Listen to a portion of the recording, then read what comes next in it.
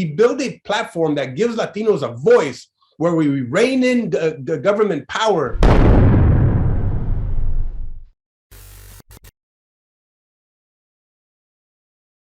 Hello and welcome to a new episode of the Peter O. Estévez Show. This is your host, Peter O. Estévez.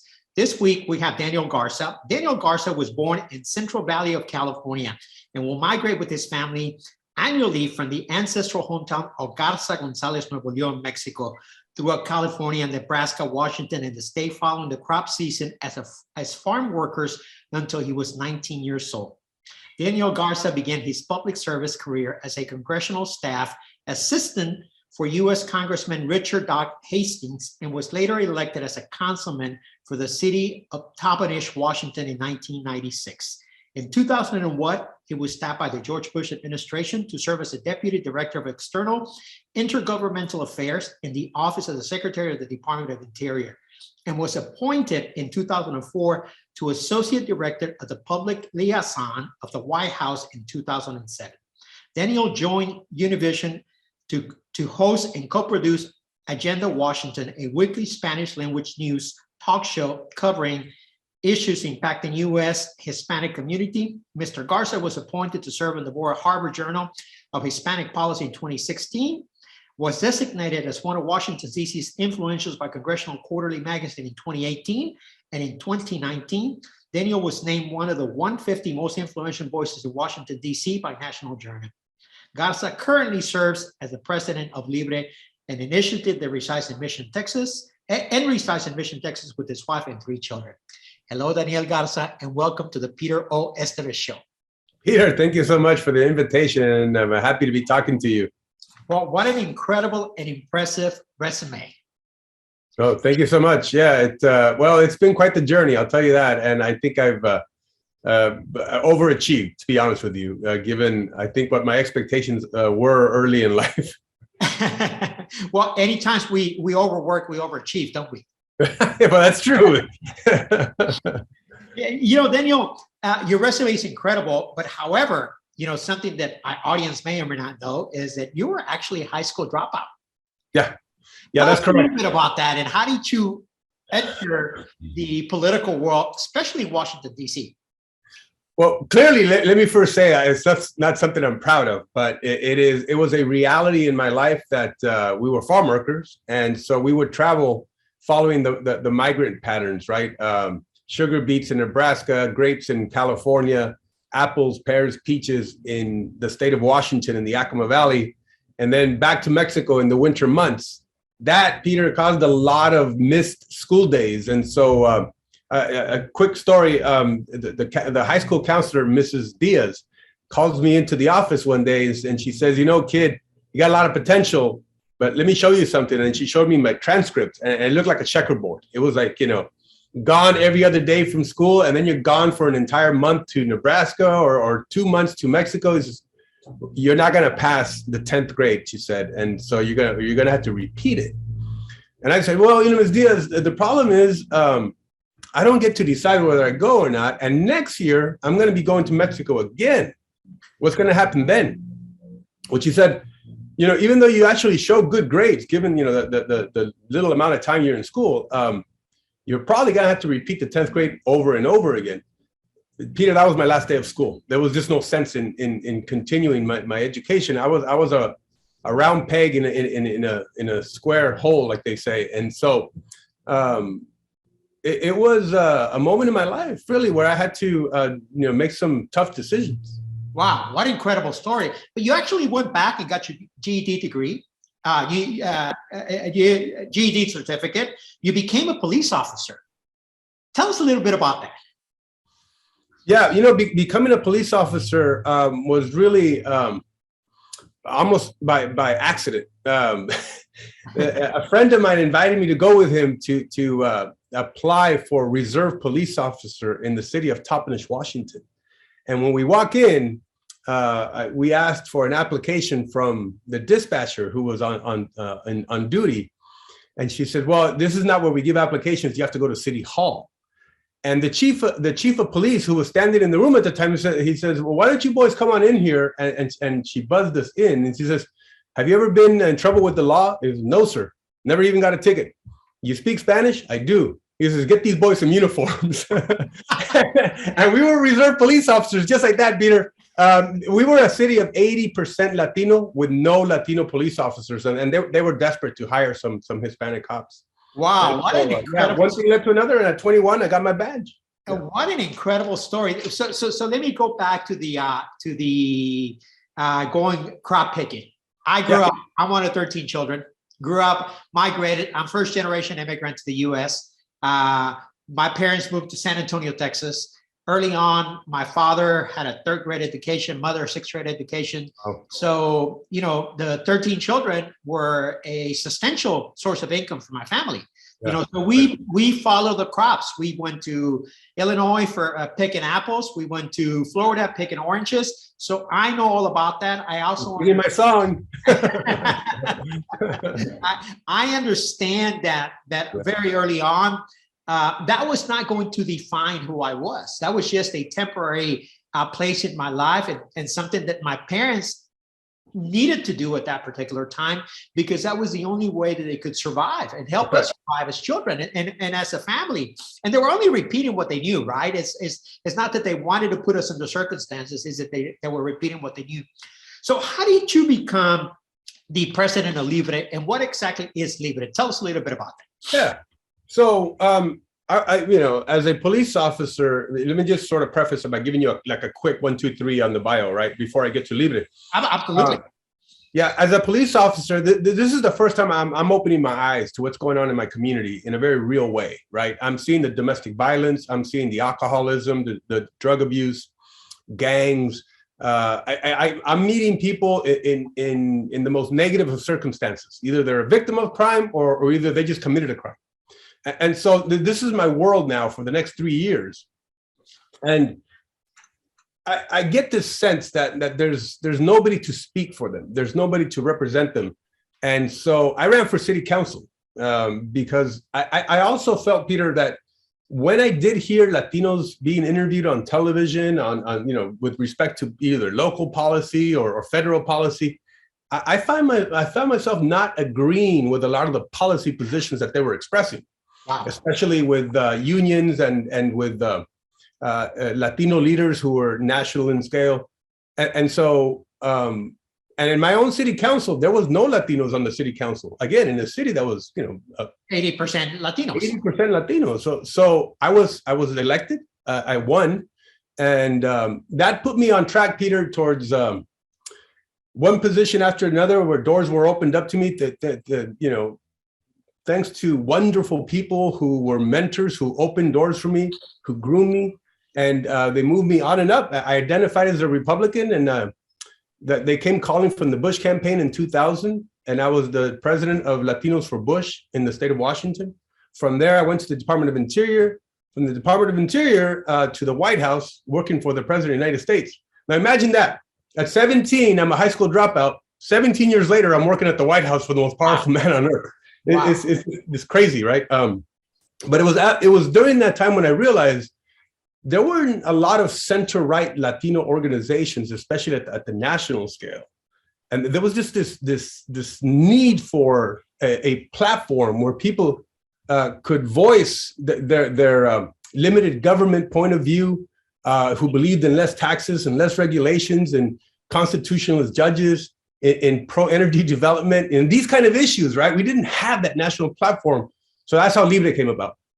Love it. I love it. Let's talk on a couple of things that you said. For the very first time, you were able to see your community from a completely different light that you had seen it. You were confronting abuse, alcoholism, and other issues that truly continue to permeate our communities. Yeah. Okay. Why is that here we are on the 21st plus century and we are still having those issues? What is it within our community that has not changed, Daniel? Well, it continues to boggle the mind how we are so persistent at looking to government to cure every social ill for minority communities. When in fact, I saw that my parents, like yours, who had a 3rd grade education, honestly worked too hard for too long in the fields. But And let me say this entre parentheses, Peter. All my respect to the noble people who work in the fields, who do the Lord's work and are amazing people, right? You know, who get up every day, who do hard work under the elements and get paid little for it. But that is not the life that I wanted for myself or that my parents wanted for me, right? I don't know of a single mother who says, you know, I can't wait for my child to grow up to be a farm worker. It just doesn't happen, right? You know, and so they had saved up their money, Peter, and they had bought a small business, and we were on our way. We you know, to the middle class, and you know, with the profits that Dad made, you know, bought some more businesses, and we did very well, right? And we achieved the American dream. And so what I saw in my parents was that I wanted to accelerate that process for other people, and that's what motivated me. And what I mean by that is, right now, Peter, 33% of Latino adults do not have a high school diploma. That's a major barrier to equal opportunity, to be positioned well in the marketplace for success. 30% of us only speak Spanish. That's another major barrier. In some states, almost 50% of us don't have a driver's license. So those were my parents. You know, they didn't have a driver's license when they first came. They didn't have a high school diploma. They didn't speak English. They had to gain all that through a very slow process. So what if we accelerate that process and help people with these basic things that so many people take for granted? And I think, you know, disproportionately, to answer your question, I think Latinos suffer from these major barriers that we can help remove. And then if the marketplace becomes real to them, they'll become champions of that marketplace and benefit tremendously from it too. And we'll all, you know, be able to rise. I love it. I love it. There's something that I always say, Daniel, I always say that you cannot achieve external success when you're having an internal battle. Okay? That's right. And I truly believe, and I know even for myself, you know, I'm one of 13 children. I'm the guy that made it, right? Quote unquote. I'm the guy that broke the cycle, that did not continue to be a migrant worker, that you know, my son is in college and he's going to be going to grad school, that leads a reasonably affluent life. Yep. And that is able now to get back to his community in whatever way he's able to contribute, right? But the reality is that for a very long time, Daniel, I was still holding on to a lot of the belief system that were not helping me. Mm-hmm. You know, I continue to live. I had exit poverty, but I continued to live in on a state of survival. I was still holding on to a belief system that was not serving me to 10x my business, to 10x my career, to be able to get my son to the next level of education. And a lot of it had to do with the fact that I had to reassess myself, reevaluate what I was and who I was, and take a personal inventory to know where my value system was in. Do you think that is something important that we need to do as individuals in order Absolutely. Look, I think what you did takes humility, to be honest with you, to know your limitations. And look, Daniel Borstein, who, by the way, wrote all those books in the bottom shelf on the history of the world, he said, the greatest obstacle to knowledge is not ignorance. It's the illusion of knowledge. It's that we think we have all the answers, so therefore we don't seek other answers. We don't dialogue. We don't speak to others who have succeeded, right? And we don't know our own limitations until we actually have the humility to say, wait a minute, I suffer from a little bit of ignorance here, and I need to find out what are the keys to success. What do I need to do to position myself better in the marketplace so that I can succeed? And we need to do that as a community too, right? What are the policies that are generating dependency, that are generating poverty, and what are the policies that are generating prosperity, right? That is giving us an equal footing. Look, I believe strongly, Peter, in the redistribution of knowledge and opportunity, not in the redistribution of somebody else's earned wealth. So you know, we work hard. Look, let me say this too, though. Any child who is in need, our government should be there to give a lending hand. Any older person, elderly person who is truly dependent, government should help that person. And any veteran or any disabled person who are truly dependent or who we made promises to, that's where government's role plays a part. But able-bodied people, we can do better as a community to make sure that we remove barriers to opportunity and position them better in the marketplace so that they can succeed, take control of their destiny, and we all rise. Absolutely, and I completely agree with you, Daniel. I think that we are creating in certain communities a community of codependency on a government system to perpetuate poverty, to perpetuate lack of education, to perpetuate ignorance. And I think those are the things that we need to be awakened to. You mentioned something a minute ago. You said, when you got elected to city council, okay, by overwhelming votes, by the way, I think you had over 80% of the vote in your community, right? Something like that, something astronomical. High school dropout, okay, migrant worker, gets a GED, becomes a cop by default, okay, a police officer by default, and now becomes a city councilman and goes on to become a Republican, okay? Let's talk about that for a moment, because, we have been taught in a lot of communities that we should be Democrats, that the Democrat Party is a party of the people. Tell me your stance on that, and why did you believe that the Republican Party was the one that benefited Daniel Garza and his community as well? Yeah, so I'll give you the answer, and with apologies to nobody, right? Because I love it. My parents loved each other, and I think what that did was give us stability. If everything else, if there was poverty, if there was everything else going on wrong, we had a family that was close, that loved each other, and I thrived off of that, right? And I only mention that because my parents were also Bible-believing Christians. And what I mean by that is that they take the scriptures very seriously, and so did I, because my parents did, right? They taught us that. And so I'm a conservative because I'm a Christian. And in that sense, I'm also pro-life. And there was no way that I was going to be a part of a party that would not defend the right to life. And that's what I mean about with apologies to nobody. I practice my faith. I practice my faith, and so I identified as a Republican. And it was after that I also embraced the values of what Thomas Jefferson said: government that governs least governs best. Wow. And that's that. Of course, I think, as a people, as a community, Latinos, we have generated tremendous wealth for this nation. But we also owe this nation so much, right? I'm a person of gratitude, and I'm okay with expressing my gratitude. And gratitude is that I didn't do it alone. Wherever I'm at, whatever title or position or money that I have, somebody helped me, and I'm grateful for that. And I think as Latinos, we should be grateful to this nation, for what it's provided us. My parents saw America as the promised land, where they could achieve what they could not achieve in their country of origin. And that's because of the free market system that they had. And I want to defend that free market system so that others can also achieve their dream. And so, Peter, I just think it's so important that as people who have achieved so much, that we give back. Absolutely. Let me touch on a couple of things that you said earlier. Very early on, you said, I went on to be tapped by the Bush administration and went on to collaborate with the White House. But it was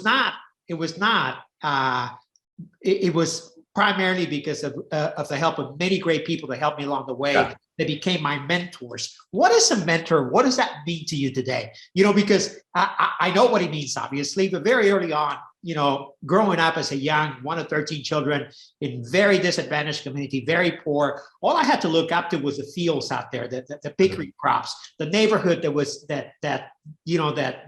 didn't shine any hope in me. An ESL student, English as a second language student, where I was already labeled and felt like I was dumb, that had no real future. So I really didn't have any mentors. I didn't have anybody to look up to. What does that mean to you, and how can we instill that in our community today? That's a great question. I'm happy to answer it. Let me first say this, and then get to the answer. When I first knew that I was going to go to Washington, D.C., Peter, I was a kid from the sticks, from small little town, Yakima Valley, and I'm being asked to go to Washington, D.C. and to sit at the policy tables with people from Princeton and Harvard and Yale. And so I had fear. I really did. But I also had excitement. It was this mix, right? And of course, what kept going through my mind was that, Latinos always say that we don't get the breaks. I'm getting a break here. I need to seize it, right? And put myself out there. But I went with that fear. And it turns out, Peter, that after a while, because of these people who take you under their wing and they start to impart their knowledge and their wisdom and help you achieve things and help you succeed in that position and open up a world to you, that fear starts to get removed. Wow.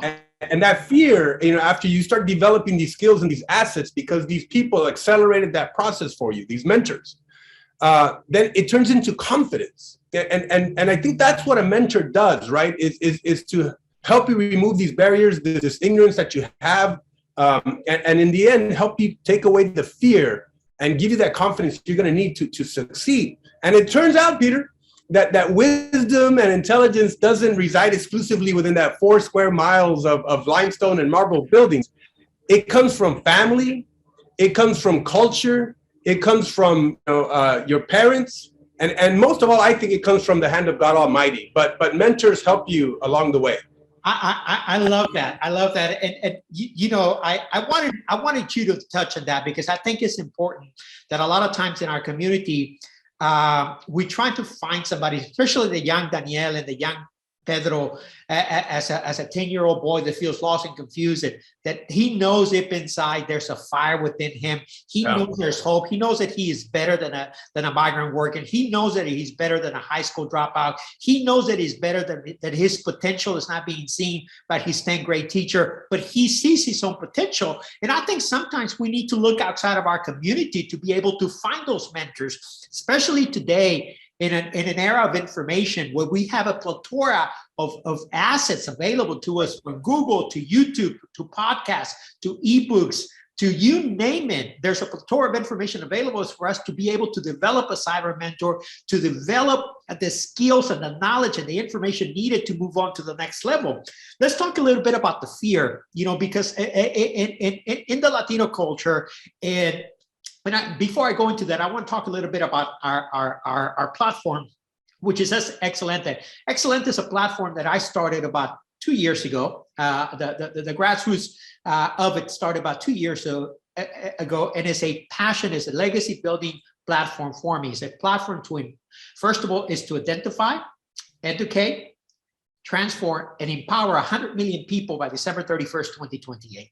And the way that I'm able to accelerate that process is to be able to identify people like yourself, Daniel, people that are out there in the community that have already exited that fear, that had already overcome that state of imposter syndrome, that had already left behind the things that are holding us back as a community, and already have learned a skill set or a system or a belief pattern that is going to help others accelerate the process to break those chains of social conditioning, and maybe even a belief system, sometimes even from our own ancestors and our own parents, that we need to break it in order to get to the next level. So I want to talk about fear and about the imposter syndrome. Okay, you did say that you felt fear, but the more that people nurtured you, the more people supporting you, the more skills that you acquire. So it's a two-way street. It's not just about getting a mentor, but it's also about learning and developing skills and being prepared to deserve the seat at the table, right? Not I want a seat at the table, but I deserve a seat at the table because I have the skills, I have the qualifications, and I know what I'm doing. But did you ever feel like an imposter at any of those places? 100%. And that's what I mean about turning fear into confidence, right? The fear that I had was, of course, I'm going to be exposed as this know-nothing simpleton. Wow. Who's not sophisticated in the Washington ways immediately, right? And I got to get spit back. And so I went with that mindset, but I also went in with the mindset that not this time, right? I'm going to do everything I have to do to make sure that I'm not spit back, at least for a couple months, right? and so I was the first one in, the last one out. I dotted my I's and crossed my T's, like they say. I tried to make my boss look good by not kissing ass, but just doing the tasks, doing the assignments, executing, right? Generating value, find ways to be creative, innovative, right? To fill the holes and to be resourceful. And also, in a way, not give excuses not to do something but be that guy that gave the reason why we should move forward, right? On this assignment or task or project, and then help others along the way. And Peter, in trying to overcome that fear and having those mentors that were helping me, people who told me, he who can communicate the written word or the spoken word is gold, right? And so I try to develop my communication skills. It turns out they promoted me. Here I thought I was going to get kicked out, and I got promoted within the Department of Interior.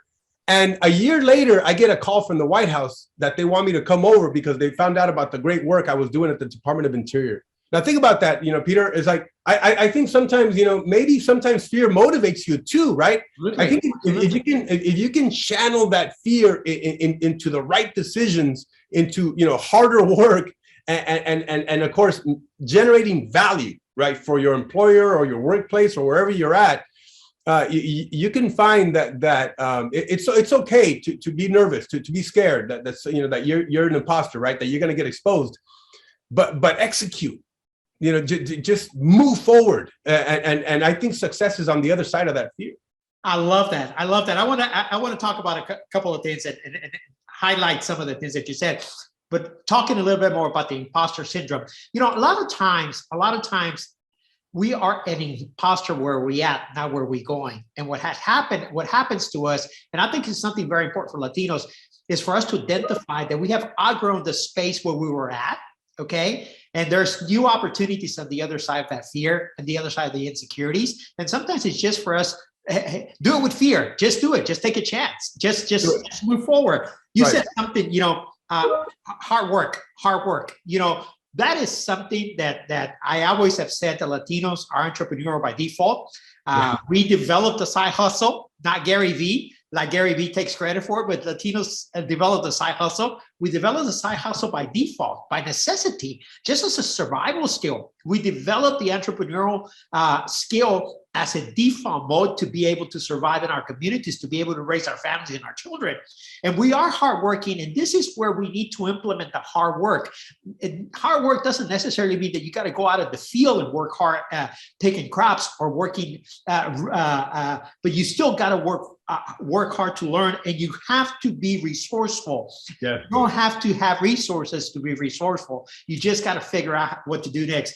Let's talk about something that you said a minute very early on in our conversation. You said, I realized that the center right needed a Latinos organization. What does that mean? What does that mean, the center right? Yeah, so look, it turns out that when we launched the Libre initiative, the embrace was immediate by the Latino community. And what I mean by the embrace is that people started coming to our events. People started registering to be volunteers and to be activists, to get on board with the advocacy of the kind of policies that were important to us and that we felt that a lot of Latinos shared, but didn't have the platform to express, right? And those align a lot with the center right. And what I mean by that is that, a limited government, freedom-minded policies that reverses the centralization of so much power and money and control in the hands of politicians, especially in our federal government, but even in our state government or local government, right? That we build a platform that gives Latinos a voice, where we rein in the government power, but we also pass those kind of policies that is going to leave more money in the pockets of Latinos, that is going to increase job opportunities, energy production opportunities, that is going to put, a constitutionalist judges. Who is doing this work, especially at the national scale in the Latino community? Nobody, Peter. So we fill that void, and we're now in 14 states across the country. We have hundreds of thousands of people that get our emails and our volunteers and activists, Latinos, mobilizing Latinos in support of policy champions that align with these issues that are our priorities, not priorities that are imposed onto us or projected onto us by the media, by unions, by university professors, or other like counter voices, that are institutionalized. But what are our priorities that we express in our communities? I just think it's so important to provide that kind of platform. Wow, powerful. You cited a couple of statistics, and one of them is that more than 30% of the Latinos don't have a high school diploma, and about 30% don't have a driver's license. Yet, there was over 2 million people that crossed the border illegally in 2021. Yeah. And this year, we just passed a threshold last month over 1 million people that illegally enter the country. What do we need to do as a country, as the United States of America, as community leaders, in order to assure that we have the right type of border protection? Yeah. Okay. So that's exactly right. We need to take control of our borders. Right now, Latinos are sensing, and our fellow Americans too, that we've lost control at the border. And that is because we don't have the kind of personnel, the facilities, the infrastructure, the assets on the ground to take control of the border. And so what's happened is that people, of course, are filtering in, and we have no clue where they're ending up. We don't even know the number of folks that are undocumented in our country. At the same time, we have 10 million jobs that are available in America. We have an inflation rate that is at a record rate, and that's because we're suffering in productivity in our economy. So what do we do to increase productivity, to decrease inflation, at the same time take control of our borders? Well, we need a bipartisan, balanced immigration plan. And that means we need one that enhances security at the border, but at the same time, increases legal channels for people to come in and be productive like they've always been. Peter, over the last 250 years of America's existence, over 200 million immigrants have come to America. And with their blood, sweat, and tears, they have been absolutely productive, leveraging their vast capacities to make America richer and make America stronger. We are a nation of immigrants, and we should continue that legacy. But at the same time, absolutely take control of our borders. We decide who comes in and at what numbers and when, right? And under what criteria. So when we lose that kind of control, even Latinos react to that negatively. You know, early on when we first started our conversation, we talked about your parents came to America and pursued the American dream. My parents came to America in pursuit of something better. I don't think my parents had necessarily came in mind in pursuit of the American dream. My parents came from a different education level. You know, we're basically escaping poverty. My parents were just looking for a better opportunity for their children. But speaking to that, is the American dream still alive? 100%. I believe that. I believe that 100%. You know, I said that my parents, when they came to America, they saw America as the promised land. In one of those books back here called The Grapes of Wrath, John Steinbeck wrote about the Joad family, right? And it was a family from Oklahoma that was fleeing the Dust Bowl to California looking for opportunity, for better opportunity. And man has always been in motion, always looking for better opportunity. And my parents were no different than probably your parents either, Peter. Woody Guthrie wrote a song about that book, and there's a stanza that says, "And they came to the mountaintop, and it looked like the promised land, a rich green valley running through it, and there was work for every single hand." They thought there was work for every single hand, and what that tells me is that America, because of its free market system, has absorbed over 200 million immigrants because of our free market system. It's not a fixed pie. It's not, a fixed economy. It expands. But that's only when people are willing to work hard, to contribute, and be productive. And that's the kind of economy we need right now. We need a dynamic, thriving economy that expands, right? And so, unfortunately, when the government gives out too much money, when the government creates too many programs, it is actually inducing non-work. Non-work is non-productivity. And if we're not producing, then inflation goes up because demand goes up, but the supply goes down. That's not a good situation for a society to be in.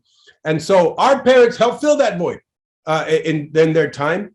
And I'd like to think that a lot of immigrants that are coming in now will be filling the void. But we want to do it legally, of course. We want to bring them out of the shadows. And that's why it's just so important that, look, the way it is right now, Peter,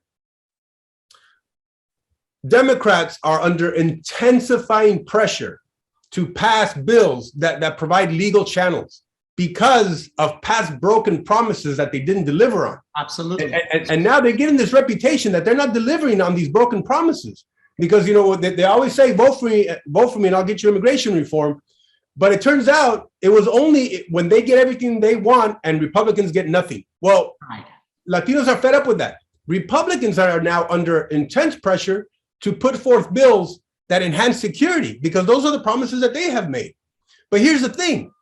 None of them are going to get those bills passed unless they work with each other and achieve consensus and actually balance both security and legal channels. That's the only way it's going to get done.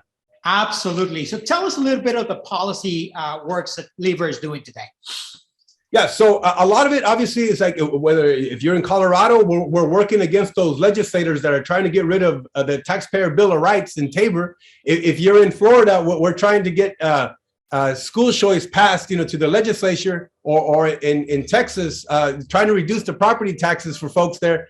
At the national level, we're working also on tax reform, on immigration reform, on making sure we have constitutional judges elected to or approved to the bench and nominated. At the same time, we're through Libre Action, we're trying to get policy champions elected that we've endorsed, and then working against those that are not going to be aligned and are working against freedom-minded policies. So it all depends. There's a lot going on, Peter, and I think it takes a national organization to do so.